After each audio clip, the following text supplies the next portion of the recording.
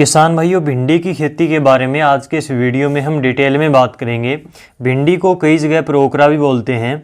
भिंडी की फसल को किस महीने में उगाया जाता है, कौन से महीने में भिंडी की हमें बिजाई करनी चाहिए, इसके अलावा भिंडी की कौन कौन सी अच्छी किस्में हैं, सही वैरायटी का चुनाव कैसे करें, इसके अलावा खाद कौन सी डालें, खाद की सही मात्रा कितनी रखनी चाहिए भिंडी की फसल के लिए, इसके अलावा भिंडी की लाइन से लाइन की दूरी कितनी रखें, पौधे से पौधे की दूरी कितनी रखनी चाहिए, इसका बीज उपचार किस प्रकार से करें, कौन सी दवाई से बीज उपचार हम करें, बीज उपचार करने से क्या बेनिफिट होता है, इसके अलावा भिंडी की फसल के लिए किस प्रकार की जलवायु, किस प्रकार की मिट्टी की आवश्यकता होती है, कितने टेम्परेचर की आवश्यकता होती है। तो इन सभी सवालों का जवाब आपको आज के इस वीडियो में मिल जाएगा। 5-6 मिनट की ये वीडियो रहेगी, तो वीडियो को पूरा जरूर देखना ताकि पूरी जानकारी आपको सही से समझ में आ सके। हमारा सबसे पहला पॉइंट है कि भिंडी की फसल के लिए किस टाइप की मिट्टी होनी चाहिए।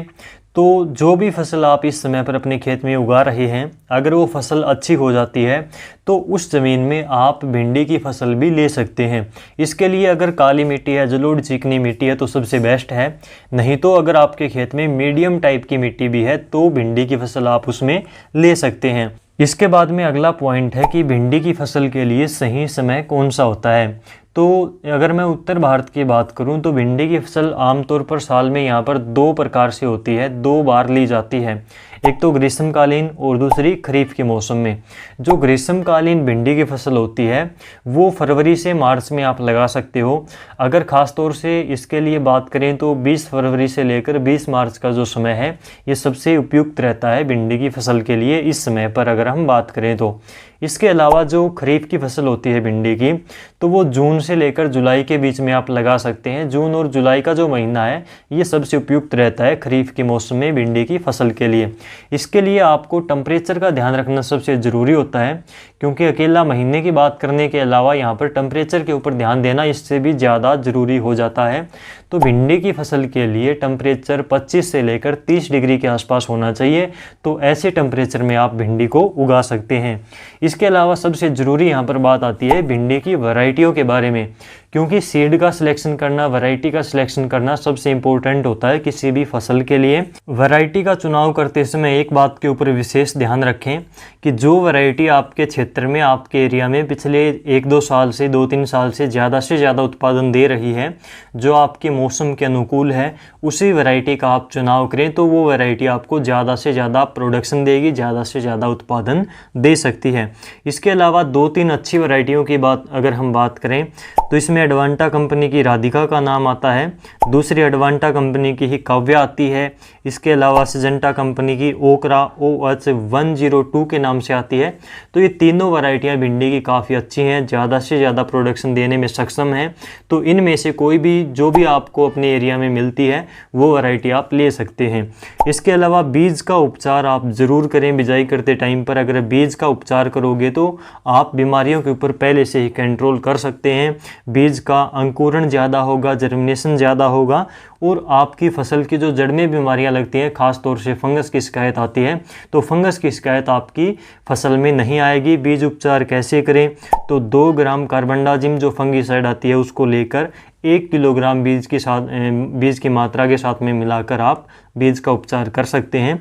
इसके बाद में बात करें कि बिजाई का तरीका कैसा रखें, तो आप मेड बनाकर या फिर बेड बनाकर भी भिंडी की बिजाई कर सकते हैं, या फिर क्यारी बनाकर जो नॉर्मली हम बिजाई करते हैं वैसे भी आप बिजाई कर सकते हैं। अगर आप मेड या फिर बेड बनाकर बिजाई करोगे तो इसका बेनिफिट ये होगा कि जड़ों के ऊपर जल भराव नहीं होगा। तो एक तो आपकी मिट्टी फौली रहेगी, भुरभुरी रहेगी, तो अच्छा अंकुरण होगा बीज का। दूसरा, पौधे का विकास अच्छा होगा अगर जड़ों के ऊपर मिट्टी का दबाव कम होगा तो।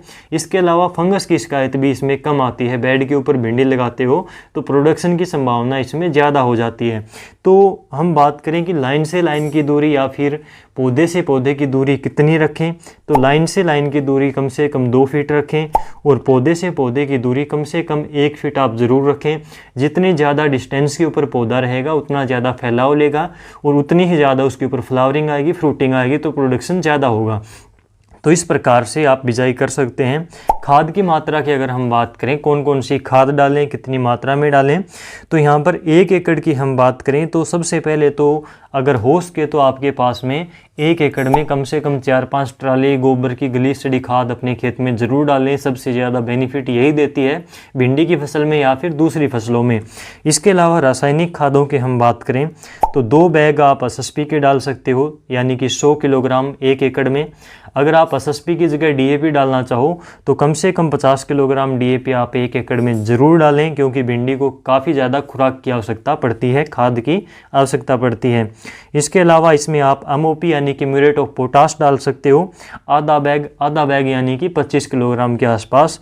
इसके साथ ही इसमें आधा बैग आप यूरिया का डालें, यानी कि 25 किलोग्राम के आसपास 20 से 25 किलोग्राम यूरिया आप इसमें डालें 1 एकड़ के हिसाब से। और भिंडी में एक शिकायत काफ़ी ज़्यादा आती है निमाटोड की, जड़ों में गांठें हो जाती हैं। तो निमाटोड का पहले से ही बचाव करने के लिए अगर आपके खेत में पहले निमाटोड की शिकायत आई थी तो हो सकता है अब की बार भी आपके खेत में निमाटोड की शिकायत देखने को ज़रूर मिलेगी।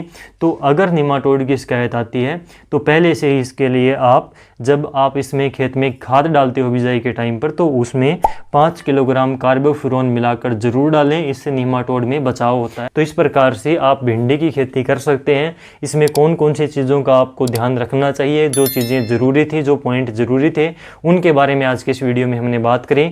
आज के इस वीडियो में बस इतना ही। आपसे फिर मुलाकात होगी, तब तक के लिए नमस्कार।